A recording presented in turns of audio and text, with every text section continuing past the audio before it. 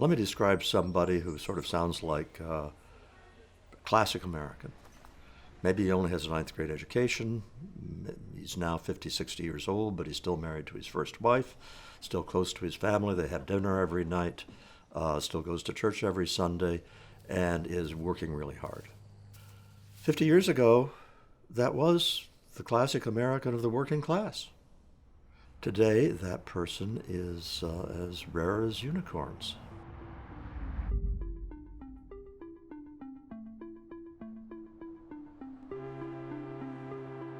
I'm not no rich man, but I don't consider myself a poor man either. I consider myself a working man.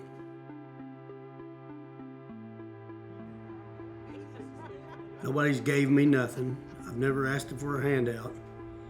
You people ain't never met nobody like me, have you? I was making a powerful living at this power plant. It was a trade that I picked that the government shut down.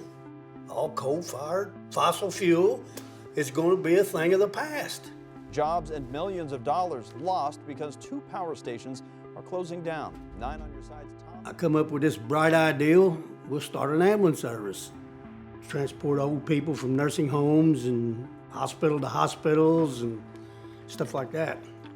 We started out with 1 truck and now we got 7.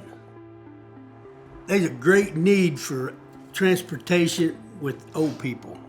Not only just old people, sick people. People waiting hours for medical transportation. Kentucky's government says a public health crisis exists, citing a report that found a shortage of ambulance providers. I'm based in a little town called Aberdeen, Ohio, right by the bridge to Kentucky. Kentucky's got a great need for ambulance services. If they wasn't people like me, how would they get there? People in Kentucky have died waiting for an ambulance due to the few number of ambulances there are.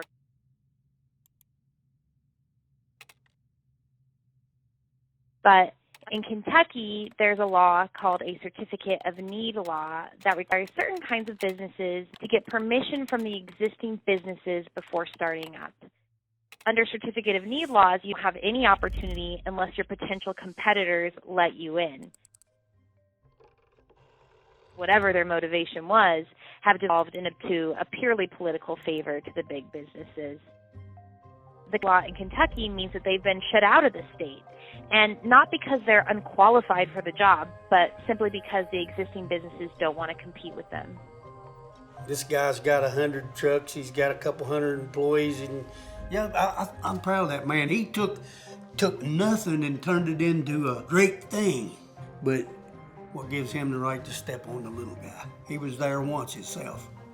The existing businesses can then send you to a hearing where they can testify against you and say that there is in fact no need because they can service any new customers. Oh, going to the hearing, that was an experience. It was kind of like you were on trial. Like you were going to do 15 to 20 years. The thing that bothered me the most was the way they talked to my daughter, like you're not fit to be here. They could have very simply just said, you ain't gonna get it, case adjourned, because that's basically what they did anyway. I think the isolation of the new upper class from the rest of America has been disastrous in terms of the laws and regulations that it has led the new upper class to pass. They don't know anything about what the lives of the people they are governing are like. And as a result of that, they pass all sorts of laws that look good on paper, that have the best of intentions, and that just screw up the daily life of people who are trying to make a living, to run their small business.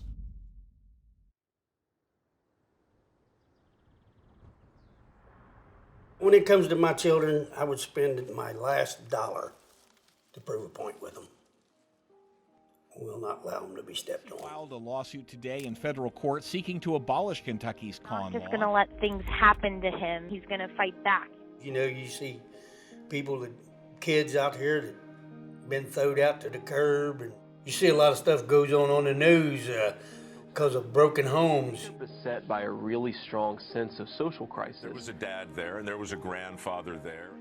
That's gone. Just keep going, you know. Just keep going. And everybody gets lucky like I did and get a Raleigh Shay every once in a while.